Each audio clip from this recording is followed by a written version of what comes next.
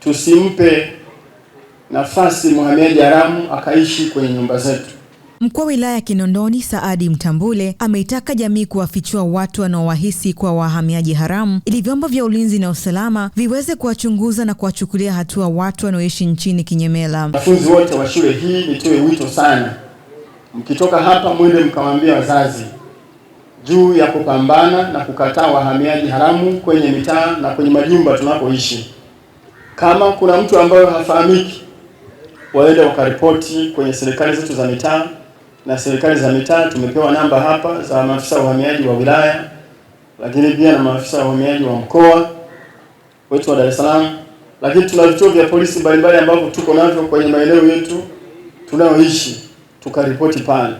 Na baadhi ya wazazi najua mko hapa kwenye vikao vya shule, na tunapokuwa kule kwenye majumba yetu, tusimpe nafasi mhamiaji haramu akaishi kwenye nyumba zetu. Ametoa wito huo leo wakati akizindua klabu ya uhamiaji jijini Dar es Salaam, ambapo aliambatana na afisa uhamiaji mkoa wa Dar es Salaam Vincent Haule na meya wa Kinondoni Songoro Mnyonge. Mtambule amesema wilaya yake ina shule zaidi ya 200, hivyo atapita shule baada ya shule kushawishi kuhakikisha kila shule inakuwa na klabu ya uhamiaji kama moja ya mbinu ya kuwafanya watoto wakatai uhamiaji haramu tangu wakiwa wadogo. Ni hatari kubwa sana kukaa na mhamiaji haramu. Hata kama anakusaidia namna gani, huwezi kujua kesho itakuwaje.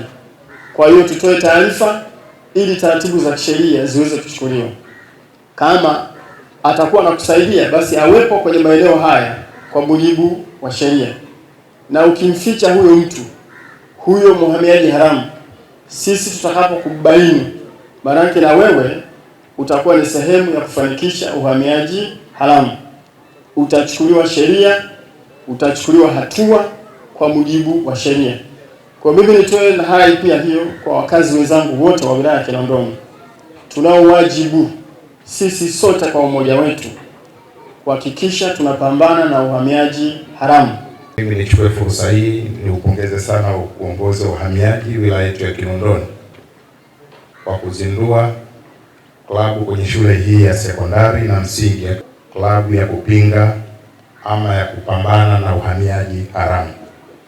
Mkuu wa uhamiaji wa mkoa ameeleza umuhimu wa kurithisha elimu hii kwa vijana wetu ambao bado ni wadogo, ambao wataishi kwa muda mrefu, ili waweze kuitumia elimu hii kwa faida ya vizazi vyetu na faida ya taifa letu. Nikuhakikishie mkuu wa wilaya, mgeni rasmi, kwamba tunatoa elimu sio ya kitaaluma tu, kama ulivyoona tunakuza vipaji, lakini tunajenga Watanzania waadilifu, wenye weledi na wenye uzalendo na nchi yao, na hatutaacha hapa, tutaendelea kuwajenga vijana wetu kuwa Watanzania bora.